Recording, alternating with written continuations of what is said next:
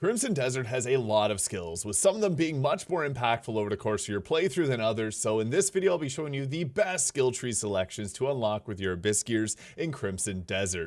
And a quick note, you can purchase 3 respecs from a witch at any point, and those will replenish themselves, so you can respec your character as much as you'd like. In addition to this, we can also change which of these we're going to be using for our weapon, and what's cool about it is that for things like Fist, it'll actually change the attacks here into things like the Iron Fist, not from Marvel, and things like the Tiger's Fury and Flying Punch. And across the board, I found that the sword and board with the shield here being one of the most effective because of the shield's generous parry timing, the long sword for the great amount of damage that you can get, and dual wielding for a more risky playstyle. Those are my 3 favorites, but you can use what you prefer because this skill tree works for all the weapons.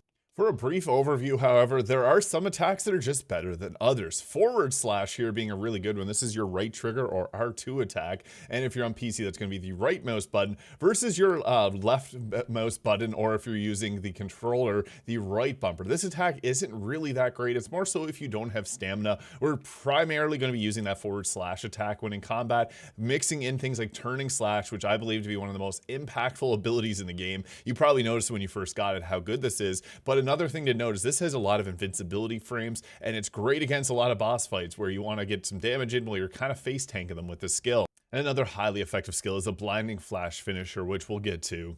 You can also observe skills, and you can actually get some of them, like these Flame Strike and the Frost Mantle. You have to go through a large Abyss puzzle to be able to get this, and I'll have that linked in the comments, but I do think the best thing to unlock first is to upgrade the forward slash to have the finishing slash attacks here. Getting the proficiency up is really impactful for just the amount of damage we're able to output, since this is one of our high damage options. Now, I like to take 1 point into the forward slash and then upgrade a stamina here. Having a point into stamina is really effective because otherwise you're not going to be able to do your things, and it's useful for exploring too. So you can even put a couple points into this at the start because it's only going to cost 1 Abyss artifact there, and after you put 2 points in, it then costs 2.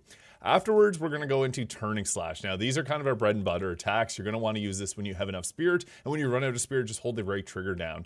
Now, you can grab the proficiency here. This will allow you to use, when you're using another skill, to quickly chain it into turning slash, which is great because then you can use your right trigger attack combo and then turn it into this attack when you see the enemy attacking you. I also like to max this out as quickly as possible and grab all the upgrades that you can to this, just because turning slash is legitimately one of the strongest skills in this game. If you are struggling with hit points or health points, you can go and upgrade your health at this point, but I actually think that it's better for us to grab Force Palm. This skill is insane, especially when you get it upgraded here. So you got the aerial and the healing Force Palms. Use these. This can actually heal your horse if you have them injured, and aerial Force Palm is going to be the way that you get around most times. I like to grab the proficiency here, allowing you to get the additional strikes, and then also to, as soon as possible, grab the expertise. This third strike is very useful, and I'd highly recommend grabbing this as early as possible, just because you can stun lock a lot of bosses. And Atumbra's sword and even Marnie's excavator, some of the early game bosses people are going after, Force Palm will stun them. If you hit that third strike, it basically knocks them out, allowing you to then go ahead and do some of your more powerful attacks like forward slash, which I would actually recommend maxing out now at this point. So this is the next skill we're going for. And after this, to get blinding flash finisher, which I think to be the second best skill in the game, what we're going to be doing is we have to get our focus up to level 3. So the focus skill here is when you press both control sticks together. If you're on PC, you press the X button there. This is how we get our spirit back. You want to upgrade this to max as soon as possible here. So this is roughly around levels like 15-ish.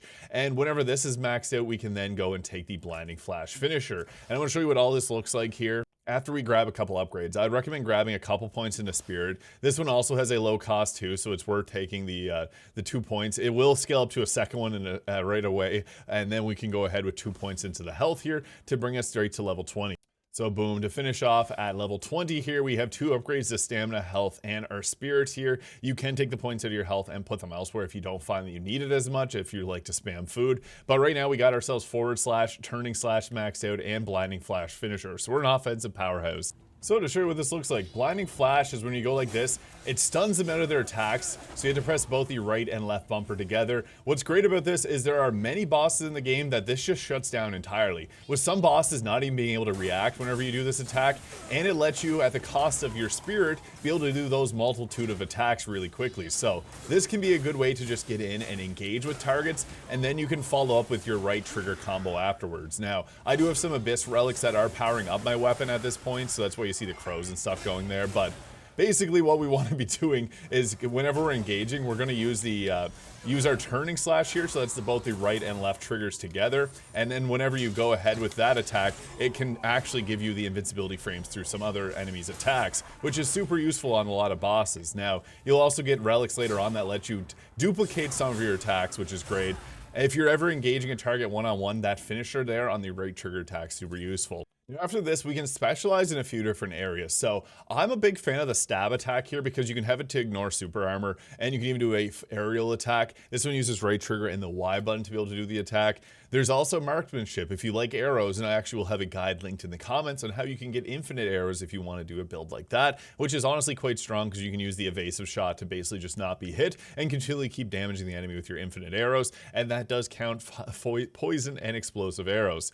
Grappling is the other one that I'd highly recommend, and I actually like this the most of the three that I mentioned. Why I like grappling is we want to grab one of the abilities here, throw, so we're going to upgrade to level 2, and then we're going to grab the lariat. Now, what's great about this is that there are lots of enemies with shields, and we don't have a great counter for those. The lariat here, by pressing A and X together, and if you're on PC, it's F plus the right mouse button, is great because you can just grab them, slam them into the ground. If there's multiple enemies with shields, they end up losing their defense.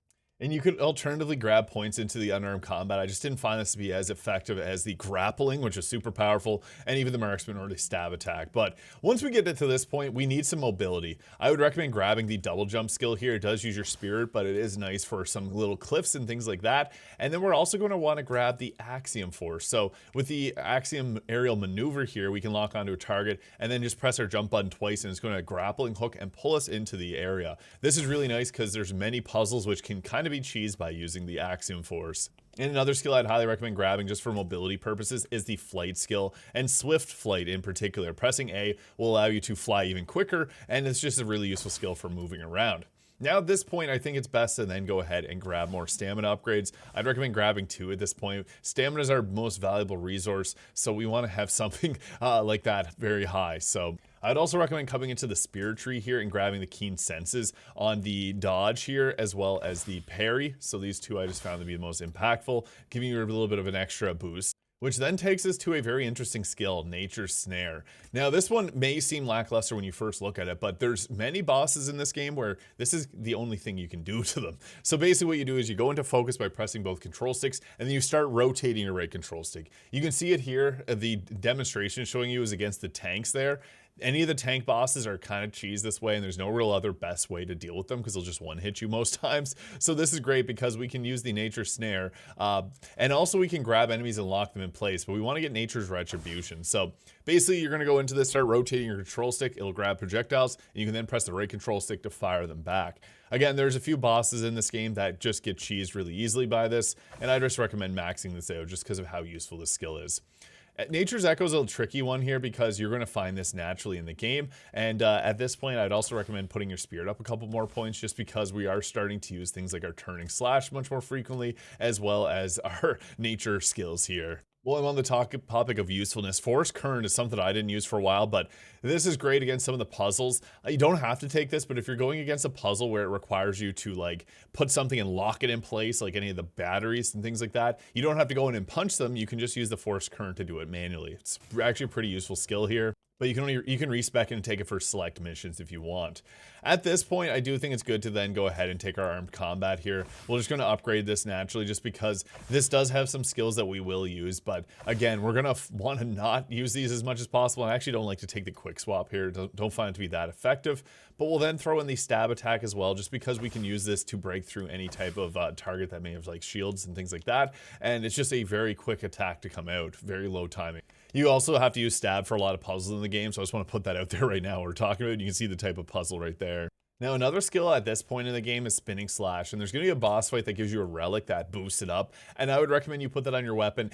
And I haven't seen any people talking about it, but it's insanely powerful because you can press your dodge button and the right trigger attack here, and this allows you to do a little bit of a dodge attack, and it's a spinning slash as well. So pairing these together with the jump attack, dodging and doing this attack is very powerful. And around this level, I'd actually recommend boosting up our stamina a little bit more, probably up to level 6 or so. At this point in the game, you will need your health boosted up too. There's a few trials where you have to have your stats at a certain number, so And again, you can grab the imbue element there if it's a skill that you pursued. I will have that linked in the description. But at this point, we're going to max out our stats a little bit more. So putting our spirit up to level 6. I'd recommend having everything around level 6. I like to have my stamina a little bit higher just because of how much you use it, especially on the right trigger attacks that just do a lot more damage. Now at this point, we can fully max out like our grappling, or if you want to throw in unarmed combat, you can do the same. You can even, if you wanted to, go ahead with the archery. It's kind of a mix between which of these you prefer. I think grappling ends up being a very powerful one. You can even put the lariat follow-up attack there, so you can do multiple of them and slam them again. And it's actually a hilarious skill that I just recommend having for the fun aspect of the game.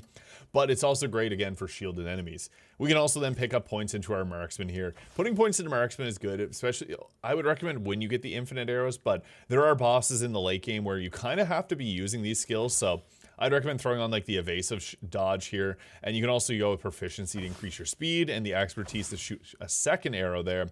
And even things like charge shot actually is good against one of the boss fights in this game. So upgrading these, multi-shot is actually pretty decent too at a spirit cost. You press the right bumper, it shoots arrows in area of effect, and there's some bosses that are also kind of cheesed by that. If you're going into archery, you can also take the focus shot here, which lets you slow down time and shoot a number of shots, which can be pretty effective, especially if you're able to go ahead with upgrading these and then later getting the imbuements to put some of the magic on them. So very late game, I'd recommend just grabbing the upgrades to imbue elements, because this lets you do turning slash with fire and ice, which is insane. I'm going to show you guys what fire ends up looking like. And the elemental charge shot here from the blue skill tree is really nice too. Now for the final few levels, I like to take the stamina up a little bit higher here, adjust your health accordingly. Like, we only have 4 relics left, so level 6 spirit I found good, but you can even go a little further, and we'll just take the health up to level 6 as well. And depending on the elements that you have unlocked, you can then go into your food menu here to swap them out. But I'm going to show you how effective the fire damage can be, because you can do this on your turning slash, which, as I mentioned, is like one of our more powerful skills. And with the exploding eruption skill there, you can actually have it so that it throws a bunch of these meteorites around when you do that attack. Nothing can really stand up to this. It is super powerful. Just be mindful that you leave fire surfaces on the ground, which can burn yourself. But yeah, turning slash is crazy because you can just destroy targets quickly and just burn everything down. So yeah, that is the best skill tree selections to take if you're going from levels 1 through 100 in Crimson Desert. This is going to make a lot of the boss fights easier. You can adjust things around, as I mentioned, because not everyone's playstyle is going to be the same. Some people don't like using bows, so I try to provide a few different options there to help you make some informed decisions. But you can always leave a comment below. I'm usually really quick to respond to comments regarding this game, so let me know your thoughts in the comments. Hit the subscribe button below if you found this video useful, and I hope you guys all have an incredible day.